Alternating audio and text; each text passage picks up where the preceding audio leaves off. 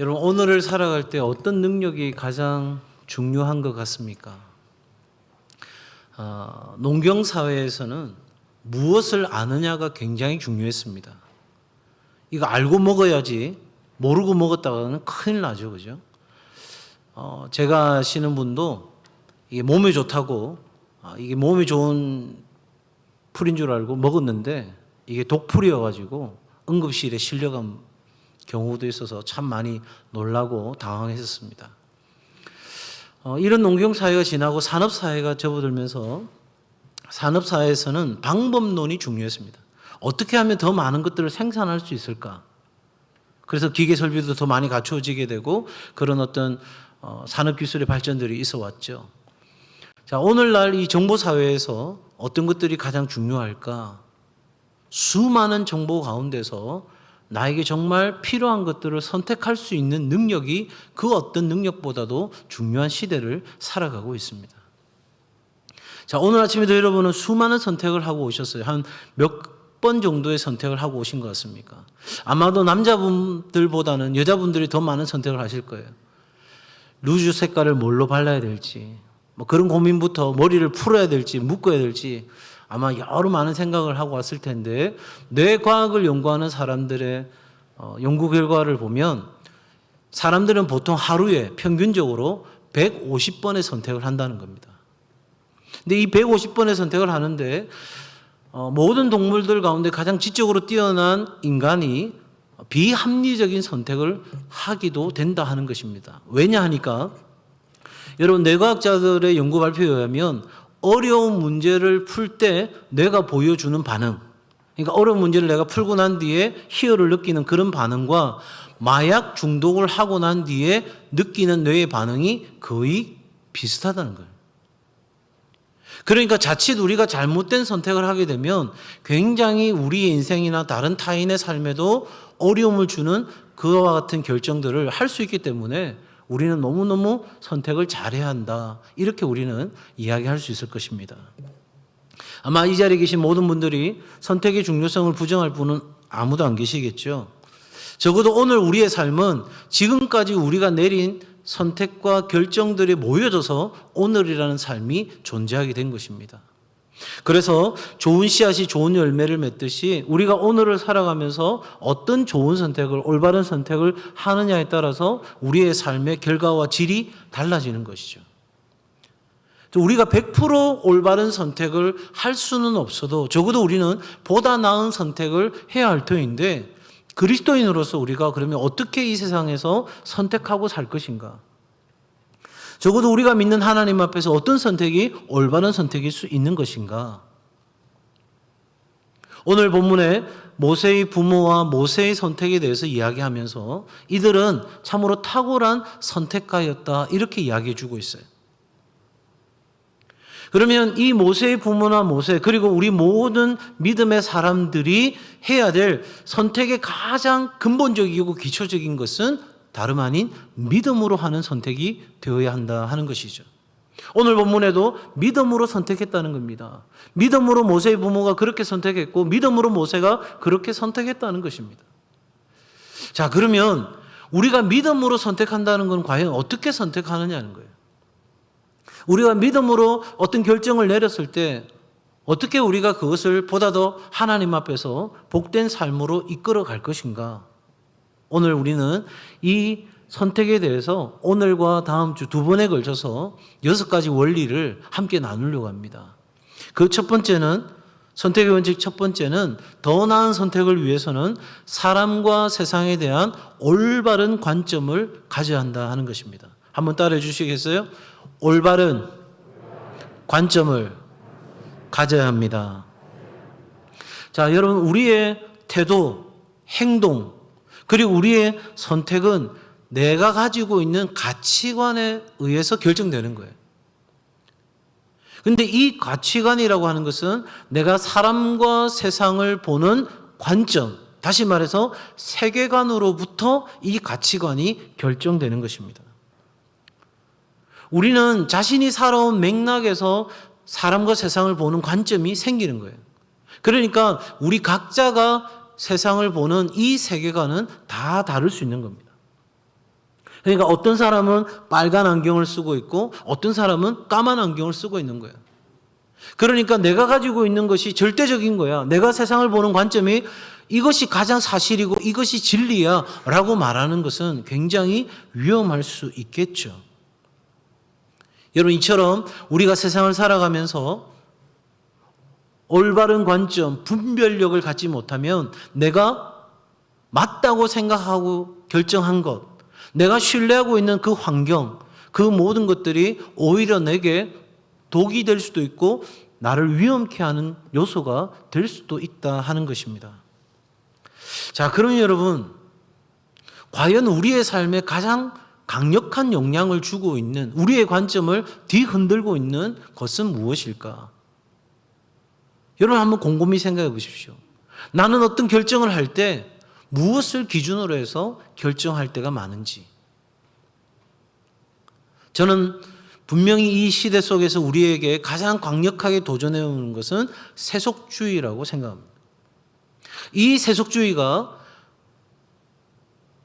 우리 그리스도인들에게조차 수많은 영향력을 주고 있다 하는 것입니다. 그래서 어떤 사람은 이렇게 이야기합니다. 21세기 현대사회는 세속주의가 지배하는 시대다, 이렇게 정의합니다. 특별히 여러분, 미국 뉴욕 맨하탄에서 목회했던 팀 켈러라고 하는 목사님 계십니다. 목회자의 목회자로 불리우는 분이신데, 이분이 답이 되는 기독교라는 책에서 이 세속사회에 대해서 정의를 내린 거예요. 굉장히 저는 의미 있고 옳은 정의라 생각됩니다. 이렇게 이야기합니다. 자연세계 너머에, 우리가 보고 있는 이 자연세계 너머에 신이나 초자연 세계가 존재하는지 여부를 모르고, 하나님이 존재한다는 것을 모르고 세상 모든 일이 과학적으로 설명될 수 있다고 생각한다는 것입니다. 이런 사람들은 삶의 의미와 지침에 대해서, 물론 행복의 기준에 대해서 지금 내가 현재 누리게 되는 경제적인 번역, 물질적인 안락, 정서적인 만족에 내 행복의 기준을 두고 내 삶의 의미를 둔다는 것입니다. 그래서 오직 그것만, 다른 어떤 것도 아닌 경제적인 번영이나 물질적인 안락이나 정서적인 만족, 그것에만 내 삶의 모든 것들을 쏟아 붓는다는 겁니다. 이게 세속사회의 특징이라는 거예요. 아유, 나하고는 전혀 다른 삶이야, 이렇게 생각된다면 참 괜찮은데, 하나님을 믿는 우리도 별반 그런 삶과 다르지 않는 현실을 여러분 경험하고 있지는 않습니까? 경제적인 번영, 물질적인 안락, 정서적인 만족, 이것들이 내 삶에 추구하는 모든 것이 되어 있지는 않느냐 하는 것입니다. 더 나아가서 여러분, 이 세속주의가 하나의 그런 하나님을 알지 못하는, 신을 믿지 아니하는 사람들의 그냥 특징이 아니라, 팀 켈러 목사님은 그것이 오늘 이 시대의 하나의 신앙이 되어버렸다는 거예요.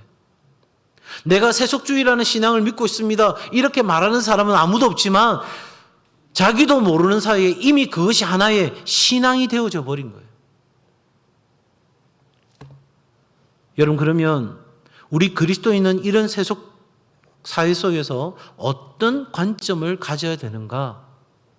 여러분, 어떤 안경을 써야 우리는 이 시대를 정말 보다 나은 선택을 하며 살 수 있는가? 다름 아닌 예수 그리스도라는 안경, 하나님 나라 복음이라는 안경을 써야 할 줄로 믿습니다. 왜냐하면 예수님께서 이렇게 말씀하셨어요. 나는 길이요 진리요 생명이라는 겁니다. 이 세상의 세속사회 속에서 사람들이 그런 경제적인 번영, 물질적인 안락, 정서적인 만족이라는 길을 찾을 때 예수 그리스도만이 우리가 가야 될 진정한 길을 보여주신다는 것입니다. 또한 이 포스트 모더니즘이라고 하는 상대주의, 모든 진리가 다 무너지고 내가 가진 것이 진리라고 주장하는 이 사회 속에서 오직 예수 그리스도만이 영원히 변함없는 진리가 되시기 때문입니다. 여러분, 복음은요, 항상 복음이어야 하는 것입니다. 그리고 더 나아가서 여러분, 예수 그리스도만이 우리의 생명이 되신다는 거예요. 뉴스를 보신 분들은 지금 남아프리카 공화국에서 일어나는 일을 아마 보셨을 거예요. 저도 어제 저녁에 해외 타픽을 다루는 그 프로를 잠깐 보면서 정말 마음이 아프더라고요. 그 아프리카 더반이라는 곳에서 16년 동안 정말 죽을 힘을 다해서 살았는데 폭도들에 의해서 하루아침에 죄가 다 돼버린 거예요. 모든 상점마다 사람들이 쳐들어가서 다 약탈해 가버립니다. 인터뷰하는데 이렇게 이야기합니다. 나도 굶어 죽을 판인데 저 사람이 물건을 훔쳐서라도 사는 거 보니 나도 가서 훔쳐서라도 살아야 되겠다는 거예요. 여러분, 바로 이런 시대에 예수 그리스도 생명이 우리를 온전한 생명으로 이끌어가게 될 줄로 믿습니다. 여러분, 그 관점만이 나와 너를 살리고 이 세상의 질서를 바로 세울 수 있는 생명의 질서가 우리 가운데 있게 되는 것이에요. 그래서 하나님과 나와의 관점, 나와 나 자신과의 관점, 그리고 나와 이웃과의 관점, 그리고 나와 이 세상 모든 만물과의 관점이 적어도 성경의 진리에 근거한, 하나님 나라 복음에 근거한 바로 그러한 관점이 될 때 우리는 사람과 세상과 내 삶에 대한 해석이 달라지는 거예요. 여러분, 경제적인 번영, 물질적인 안락, 그런 정서적인 만족만을 추구하는 사람들에게 있어서 고난은 어떤 의미가 있을까요? 그건 빨리 피해버리고 내가 어떻게든 그 고난을 벗어나야 되는, 그래서 그것을 위해서 발버둥 치는 삶의 하나의 단편적인 일에 불과할 것입니다. 그러나 예수 그리스도의 관점을 가진, 하나님 나라 복음을 관점을 가진 이 사람들에게는 하나님을 영화롭게 하고 그를 영원토록 즐거워하는 삶의 목적을 가진 사람에게 찾아오는 고난은 오히려 하나님께로 더 가까이 가는 것이 되고 하나님이 나에게 주시는 그 주의 뜻을 알리시는 통로가 되기에 우리는 그 고난마저도 내 삶에 유익이 된다고 고백하는 인생을 사는 거예요. 여러분, 이렇게 우리는 완전히 다른 인생을 사는 거예요. 여러분, 보다 나은 선택을 하기 위해서는 바로 이 관점이 필요한데, 오늘 본문 26절에 보니 모세는 누구를 위하여? 뭐라고 되어 있어요? 누구를 위하여? 그리스도를 위하여 자신의 삶을 선택했다고 말씀하고 있습니다. 이 말이 무엇입니까? 모세의 선택은 바로 그리스도 안에서 그리스도와 함께 그리스도를 위하여 선택했다고 하는 사실입니다. 여러분, 이 올바른 관점을 가지고 사는 삶, 이것이야말로 우리 선택의 출발점이 되어야 할 줄로 믿습니다. 그때에 하나님이 우리의 선택에 대하여 인정하시고 우리의 삶에 형통의 길을 열어주시고 우리에게 하나님이 주시는 기쁨과 평안이 찾아오게 될 줄로 믿습니다. 나를 다스리시는 분이 하나님이라고 믿는 사람, 그래서 나를 강하게 붙들고 있는 분이 하나님이라고 믿는 사람은 바로 그 삶을 통해서 하나님의 살아계심과 하나님의 능력을 증명해내는 삶을 살게 되는 것입니다. 성도 여러분, 이제라도 늦지 않았습니다. 내가 세상을 살아가는 관점이 어떤 것인지 한번 깊이 관찰해 보시길 바랍니다. 바라기는 여러분의 인생의 선택의 출발점이 성경적인 관점, 하나님 나라 복음의 관점, 다름 아닌 예수 그리스도의 눈으로 세상을 보는 은혜가 있기를 바랍니다. 그래서 그리스도 안에서 그리스도와 함께 그리스도를 위하여 어떠한 선택도 할 수 있는 믿음의 사람들 될 수 있기를 바랍니다. 선택의 원칙 두 번째입니다. 보다 나은 선택을 하기 위해서는 두려움을 극복해야 합니다. 한번 따라합시다. 두려움을 극복해야 합니다.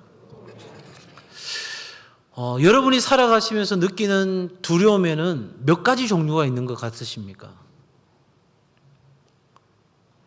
제가 설교를 준비하려고 책을 보고 인터넷 자료를 검색하는데 심리학자들의 연구에 의해서 밝힌 것은 현대인들이 느끼는 두려움에는 645가지가 있다는 거예요. 정말 어마어마한 두려움의 종류가 있지 않아요? 그 중에는 우리가 잘 아는 두려움들이 있어요. 예를 들어서 비행기 타는 것에 대한 두려움. 대중들 앞에서 연설하는 것에 대한 두려움. 뭐 익숙하게 우리가 잘 아는 두려움이죠. 그런데 그 연구 결과에 보니까 정말 황당한 두려움들이 있어요. 깃털로 간지럼 태우는 것에 대한 두려움. 여러분, 이런 두려움이 있는 사람한테 깃털로 간질당하는 그냥 졸도하고 마는 거죠. 근데 더 황당한 게 있어요. 아름다운 여성에 대한 두려움. 여러분은 웬만하면 사람들 앞에 나타나지 마시기 바랍니다. 특히 이런 두려움을 갖고 있는 사람들 앞에 우리 여성 동지들이요, 나타나면 큰일 납니다. 또 이게 무슨 말인지 몰라 지금 헷갈리시는데 아름답다 이 말입니다. 우리가 다 같이 느끼는 치과 공포증도 그게 해당되는 거죠. 윙 소리가 나는 순간 어휴, 그 소리만 생각해도 가기 싫은 거예요. 여러분, 이러한 두려움 가운데 가장 강력한 두려움은 죽음에 대한 두려움이에요. 죽을 수 있다는 두려움. 지금 온 세계가 이 코로나 팬데믹으로 인해서 완전히 절망적인 상황 가운데 빠진 것은 코로나로 인해 죽거나 굶어 죽거나 매한 가지다. 내가 죽을 상황이니까 남의 것을 빼앗고 어떻게 해서든 내가 살고 봐야 되겠다고 온 세계가 아우성치고 있습니다. 우리나라라고 다를까요? 여러분, 이 죽음에 대한 두려움과 아울러서 우리에게 있는 것이 외로움에 대한 두려움입니다. 나 혼자라고 하는 두려움. 그리고 우리의 선택에 있어서 가장 큰 두려움은 실패에 대한 두려움입니다. 실패에 대한 두려움. 여러분, 이 심리학자들의 연구에 의하면 두려움이 없는 사람의 부류는 두 종류라는 거예요. 두 종류. 한 사람은요, 죽은 사람이거나 한 사람은 정신 이상자거나. 그럼 무슨 말이에요? 모든 사람이 다 두려움을 갖고 있다 하는 것입니다. 여러분, 이런 두려움이 모든 것이 다 부정적인 것만은 아닙니다. 그 두렵기 때문에 우리는 우리의 행동을 조심할 때가 있죠. 제가 아이들 관찰하면서 제일 제 마음 가운데 참 신기하게 느껴진 건 뭐냐면, 여러분, 계단 내려가는 거 위험하다고 아이들한테 가르친다고 될 일이 아니죠. 그죠? 갓난아이한테 어떻게 가르칩니까? 그런데 여러분, 아이들이요, 그 계단에 막 이렇게 가는 애 있습니까? 엉덩이를 뒤로 탁 돌려서 뒷발부터 내리면서 발이 다이나 안 다이나 계속 이렇게 하다가 발을 딛고 내려가죠. 저 그거 볼 때마다 너무 신기한 거예요. 아니, 누가 가르쳐 주지도 않았는데 지가 저거 어떻게 알았을까? 여러분, 이처럼 우리는 두려움이 긍정적인 것도 있으나 사실 이 두려움은 우리의 삶에 장애를 가져옵니다. 삶을 움츠리게 하고요. 이 두려움에 사로잡히면 감각이 둔해집니다. 그래서 주변에 어떤 일이 일어나는지 제대로 볼 수 없는 상태가 되고, 이 두려움에 우리의 몸과 마음이 빼앗기면 에너지가 완전히 고갈돼 버립니다. 마치 배터리가 방전되듯이 그 두려움에 사로잡히면 내가 아무것도 할 수 없는 그런 상태가 되어버리는 거죠. 결국은 이 두려움이 사람을 지배하는 데까지 가게 됩니다. 그런데 이 두려움은 사실 문제나 어떤 실제가 있는 것이 아니라 우리의 생각의 산물입니다. 내가 두렵다고 느끼는 거예요. 미국의 32대 대통령으로서 임기 중에 미국의 대공황을 벗어나게 한 인물이고 2차 세계대전을 승리로 이끌었던 프랭클린 루즈벨트라고 하는 대통령이 있습니다. 이분이 했던 여러 유명한 말들 가운데 우리가 유일하게 두려워해야 할 것은 두려움 그 자체다는 거예요. 여러분, 645가지의 그런 공포증, 두려움이 있지만 사실은 두려움은 하나예요. 두렵다라고 하는 생각인 거예요. 자, 그러면 우리의 선택을 방해하는 이 두려움에 대해서 오늘 성경 본문은 우리에게 어떻게 그것을 극복해야 될 것인지를 말해주고 있을까? 여러분, 적어도 우리는 이 두려움의 마음을 빼앗길 것이 아니라 하나님을 믿는 믿음으로 우리의 마음을 열어 젖혀야 되는 것이겠죠. 그리고 오히려 우리는 그 두려움 속으로 담대히 뛰어들어 가야 하는 거예요. 그러니까 회피하고 도망간다고 해서 두려움이 내 삶에 사라지는 것이 아니라 그것은 마치 그림자처럼 내 삶을 따라오는 것이기에 우리는 반드시 이 두려움을 극복해야 우리는 보다 나은 선택을 할 수 있게 된다는 것이죠. 그럼 어떻게 해야 할 것인가? 첫 번째는 여러분, 위기의식을 가져야 한다는 것입니다. 한번 같이 합시다. 위기의식을 가져야 합니다. 자, 오늘 본문 여러분 23절에 보면 이 모세의 부모는 왕의 명령을 무서워하지 아니했다고 이야기합니다.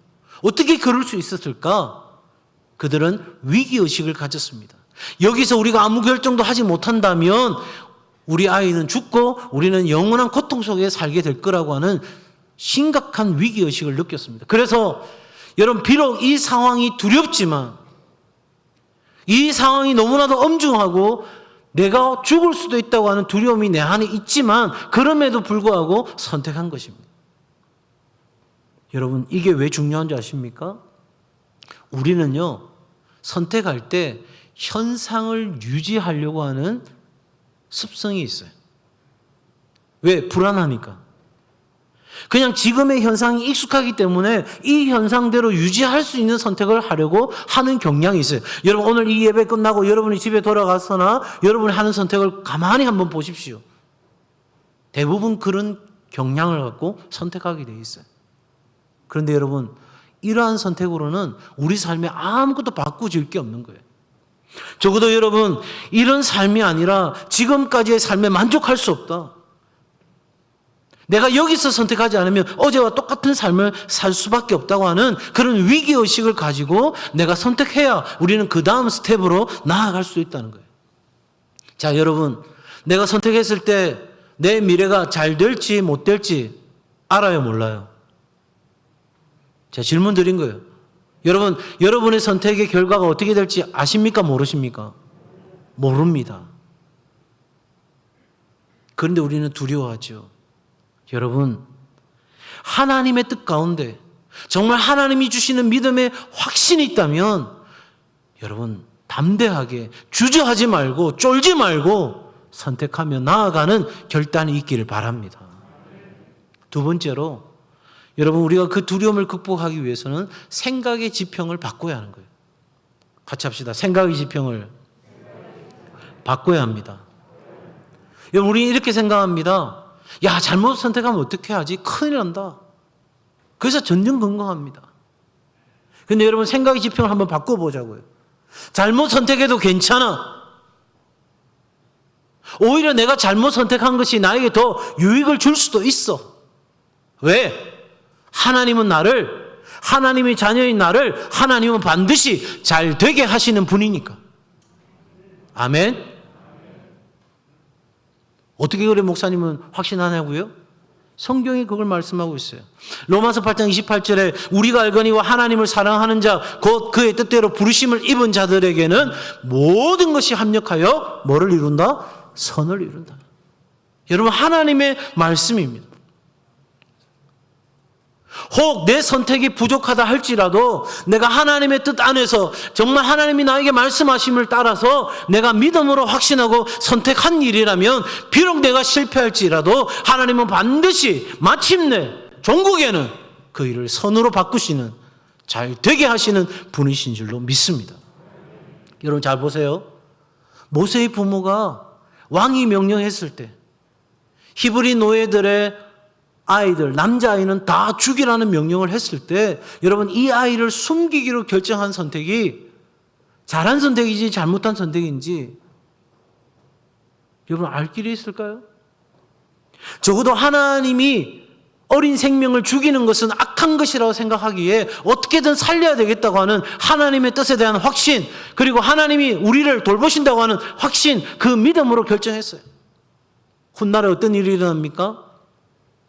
모세의 부모는 갈대 상자에다가 아이를 태워서 나일 강가에 띄웁니다. 여러분, 과연 그 결단이, 그 선택이 잘한 일인지 잘못한 일인지 알 길이 있나요? 아니, 없어요. 그럼에도 불구하고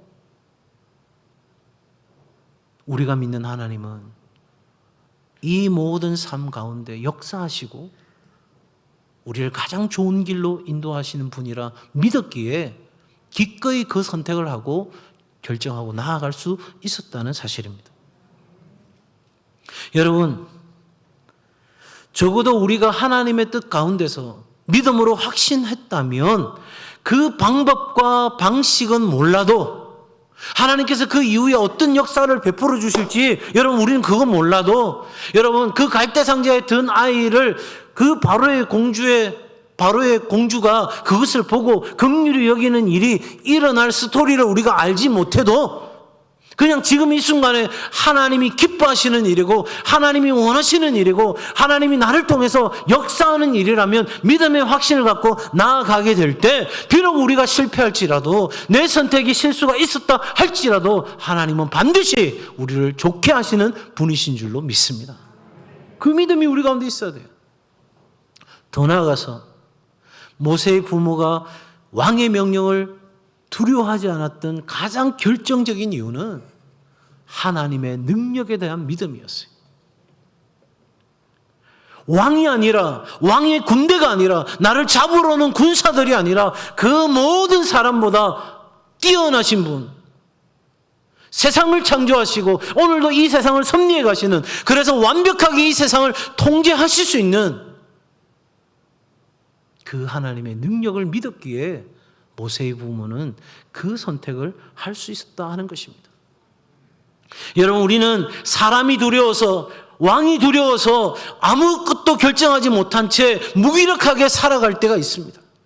그러나 이 모세의 부모는 자신들의 무기력함을 발견했습니다. 사랑하는 아이조차 하나님께서 이 아름다운 아이를 주셨는데, 어릴 때부터 이 아이의 특별함을 보았는데, 그럼에도 불구하고 이 아이를 지킬 수 없다고 하는 무기력함을 이 모세의 부모는 보았으나 그럼에도 불구하고 사람을 두려워하지 않는 결정을 할 수 있었습니다. 왜입니까? 시편 27편 1절입니다. 여호와는 나의 빛이요 나의 구원이시니 내가 누구를 두려워하리요? 여호와는 내 생명의 능력이시니 내가 누구를 무서워하리요?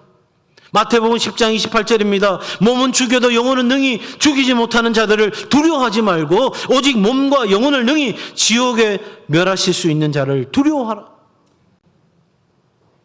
잠언 29장 25절에 사람을 두려워하면 올무에 걸리게 되거니와 여호와를 의지하는 자는 안전하리라. 시편 13편 6절에 그러므로 우리가 담대히 가로되 주는 나를 돕는 자시니 내가 무서워 아니하겠노라. 사람이 내게 어찌하리요. 사랑하는 성도 여러분, 사람과 상황을 두려워하지 마십시오. 그 삶에 위축되지 마십시오. 주눅들지 마십시오. 기죽지 마십시오. 비록 내 삶에 앞에 놓여있는 이 상황과 내 삶을 공격해 들어오는 사람들이 있다 할지라도 우리가 두려워할 분은 오직 한 분, 여호와 하나님이신 줄로 믿습니다. 그 하나님을 믿는 믿음 안에서 여러분 두려움을 극복하고 우리는 보다 나은 선택을 할 수 있는 삶을 살아가실 수 있기를 바랍니다. 마지막 세 번째, 우리의 보다 나은 선택을 위한 원칙은 우선순위가 분명해야 한다 하는 것입니다. 뭐가 분명해야 된다고요? 우선순위가 분명해야 합니다. 2차 세계대전 당시에 윈스턴 처칠이 세계의 사람들을 결속시키기 위해서 BBC 방송국에 가서 연설을 해야 될 상황이 되었습니다. 택시를 잡아 타고 가려고 세웠는데 BBC 방송국을 가자니까 이 택시기사 아저씨가 못 간다는 거예요. 그래서 처칠이 물었어요. 왜 갈 수 없습니까? 그랬더니 이분이 이야기하기를, 손님, 오늘 저는 그렇게까지 멀리 갈 수 없습니다. 왜냐하면 곧 윈스턴 처칠의 연설이 있기 때문에 저는 그걸 들어야 될 것 같습니다. 여러분, 윈스턴 처칠이 자기 누구인지를 밝히지도 않았어요. 그런데 그렇게 이야기하니까 얼마나 기분이 좋겠어요. 그래서 1파운드를 먼저 줬어요. 그걸 딱 봤더니 이 택시기사 아저씨가 윙크를 탁 하는 거야. 그러더니 이렇게 이야기하는 겁니다. 타십시오, 손님. 처칠이든 뭐든 상관없습니다. 우선 돈부터 벌고 와야 되겠습니다. 여러분, 상황에 따라, 필요에 따라, 돈에 따라 우선순위가 바뀌는 이 세상을 우리 모두가 살고 있습니다. 우리들이 삶에서 만나는 많은 딜레마, 이것들은 찰스 휴멜의 말처럼 시간과 물질의 부족에서 오는 것이 아니고 우리의 우선순위를 잘못 선택함에 있다 하는 것입니다. 오늘 본문에 보니까 26절에 모세는 상주심을 바라보았다 이렇게 이야기합니다. 그럼 무엇을 바라본 것입니까? 바로 하나님을 바라본 것입니다.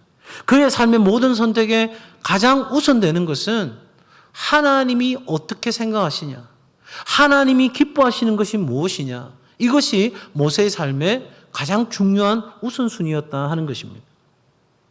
여러분, 출애굽기 33장에 보면 모세가 시내산에서 하나님과 대면하는 장면이 나옵니다. 모세가 하나님께 기도합니다. 하나님, 이 백성의 죄를 용서하시고 이 백성을 버리지 마옵소서. 그렇게 기도할 때에 하나님께서 이 모세에게 말씀하시죠. 내가 너의 기도를 들었고 너는 내 목전에서 은총을 입은 자니 나는 너를 너의 이름으로 알았다 말씀하시는 거예요. 인격적으로 알았다는 거죠. 여러분, 그쯤 되면 모세가 무슨 기도든 할 수 있잖아요. 그죠?